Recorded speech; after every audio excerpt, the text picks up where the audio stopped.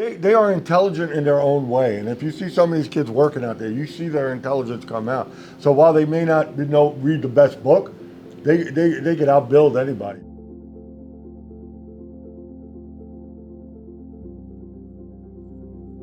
My name is Peter Mealy. I'm in 11th grade and I'm in electrical for BOCES. My name is Matt Spoto. I'm in 11th grade. I'm in BOCES for automotive. Harry Hudd, a junior, and I do electrical. My name is Brian McClintock, and I am the math teacher of the CRA program. Vincent Iovani, I am the English teacher of the CRA program. Hey, I'm Nicholas DiPaolo. I'm the program coordinator for the Career Research Academy at Westlake High School. And so what we noticed about 5 years ago was there was an increasing demand of students entering skilled trades and not enough of an educational component for them to engage in. And so what we found some of these students doing, knowing full well what they wanted to do after high school, they were not very engaged in the typical classroom setting with the traditional academics. Things like Shakespeare and geometry and calculus and things like that weren't connecting for them. And so we really tried to find something that did. And we've had this sort of dream in our minds for a few years, and it took a bit to get it off the ground. It was an idea of a classroom for students that were interested in trades. They had a direction, they wanted to get into the workforce, and we really wanted to provide an environment where they could focus on English and social studies and science and math, but in the scope of their actual trade. It started with we were going to be doing math worksheets about trades, or we were going to read magazines about trades. And write reports about the trade and stuff like that. So, and we still do that, but we found that the students really thrive when they're able to do rather than read or calculate. It's a place where like the people that aren't really good at school and they're much better at doing other things outside of school, like the trades, they can join it and learn the better aspect of what other things that they can do with their life. So we've, over the 2.5 years, have introduced projects that ask the students to use the things they've learned in a real life setting. I think it's helped me understand classwork a lot better than books and tests and stuff like that because it explains it a little bit better. I work better with other people.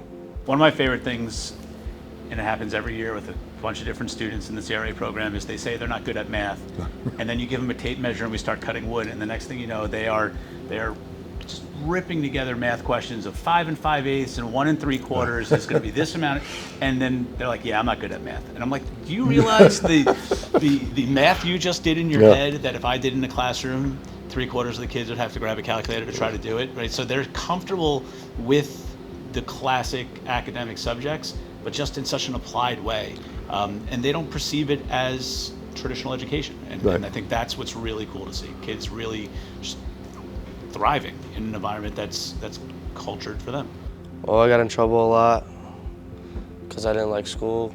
And then now, ever since I joined here, I don't get in any trouble. And this aligns to the district's priority, project-based learning. And especially how it's developed this year, where we're now actually building a folk kitchen outside. That is that real project-based learning where they're not only learning about their individual trades, they're learning about other trades, they're learning how to talk to each other, communicate, they're learning how to work with each other. It's just amazing how these kids have developed and the different side of them we see here that would never come out in a classroom. So we made the plans ourselves. We kind of took a lot of time to make sure they were exact and there wasn't going to be any mistakes because you don't want to have wrong plans when you're halfway through the project. So it took a couple months, but we got it done and we're working on it now. Probably working with other people more. I normally do everything alone. So I've got trained to work with other people better. Learning how to work with each other. It's just amazing how these kids have developed and the different side of them we see here that would never come out in a classroom, ever. It is really incorporated a lot of things that are at the heart of the district. We have so many aspects of the Mount Pleasant Portrait of a Learner that we use, where we're asking students to be problem solvers, or asking them to be resilient, asking them to be critical thinkers about things that they are trying to do. It's an extension off of what they're doing with their BOCES trades, which is great, I do not claim to have an expert trades knowledge of electrical or mechanical or culinary, so we provide a framework for the students to then take what they learn in BOCES and kind of turn around and teach us or teach each other, because we have different trades within the CRA program.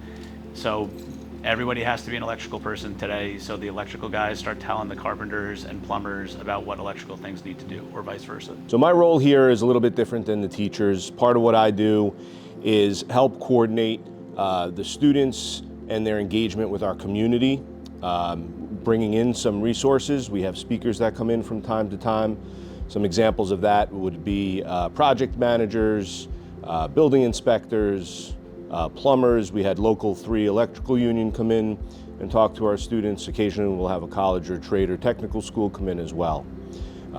In addition to that, we also help connect our students to resources outside of the school, and we go to field site visits. We've recently worked with Toll Brothers. We've also worked with our building inspector and gained access to the DEP site on Columbus Avenue in Valhalla. We've gone to Local 60 Laborers Union, to their training site. And so we try to do that sort of stuff.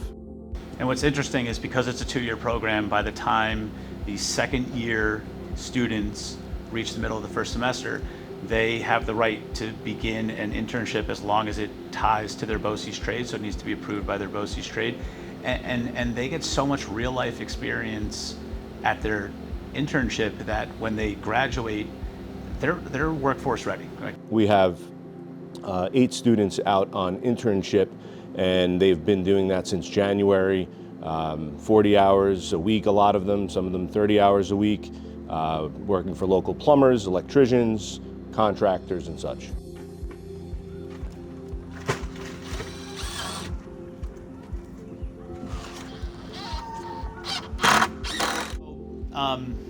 You know, one of the things that the CRA does is we try to find projects to kind of foster our learning. Sal came to us last year with the idea of building a simple wall. We did that, and that was great. And it took Some electric. And, a little electric, and it was to code. And he came to us in the fall with the idea of, let's do something bigger and grander. And he had this idea of building a full-size kitchen, which we had to bring back a little bit because we don't have a place we can build a full-size kitchen. But again, he was so passionate about trying to provide different things for this program, we came up with the idea of doing a smaller 8x8 kitchen from floor to ceiling. So we went through the process of what does it entail to get building permits, and the students went to the Mount Pleasant Town Hall webpage and they filed a building permit for it. We designed what it was going to be, all to code. And as the year has progressed, as we've done different things, it's been an overarching kind of project, which now that we're here in nice weather, we're outside physically building. That window is going to be there. All right, so what, as a plumber, we got to figure out a way to get the vent up through that 2x4. So it's going to go, eventually going to go through. And the relationship that Nick DiPaolo has cultivated with Sal Pinnell has made this program exceed even more, because now Sal has gotten Toll Brothers, one of the biggest building companies in the country, to donate to us. Home Depot has donated to us. Berger Hardware has donated for us. So we really, through these connections that Mr. DiPaolo has been working on, and especially Sal Pinnell in the town, we've been able to build this program to what it is now. A couple of years ago when the program started, the town building inspector, Sal Pinelli, caught wind of what we were doing and absolutely fell in love with the program. As a graduate himself and his kids graduating from this school, it was very important for him to connect back and give back, and he's done nothing but that. He has been a tremendous resource for us, connecting us to donors, Toll Brothers, Home Depot, local electrical and plumbing contractors. And so now what he has done is he's introduced this idea that he wants our students to build a kitchen. Everything from the flooring to the electrical to the plumbing to the finishing product, sheetrocking. And so he got us all the supplies and he made us apply for a building permit. So we went through that whole process. He made us come up with a supply list, and we're kind of in the middle at this point. We've framed everything out, we've wired it up, we're starting plumbing, And the next step will be for him to come back for a framing inspection at some point. So he's actually going to inspect the work to make sure it was done properly and allow us to proceed, or maybe we have to go back and fix things. What did I say? TY? Right, I got your T. Right? Stub out. Up. Drill a hole. Now the window's there, right? What are we talking about? Oh, and vent. Ah, look at that. See the holes already there. Perfect. Done. Great. So it's a really great process, kind of from the ground up, for the kids to see the entire process in play.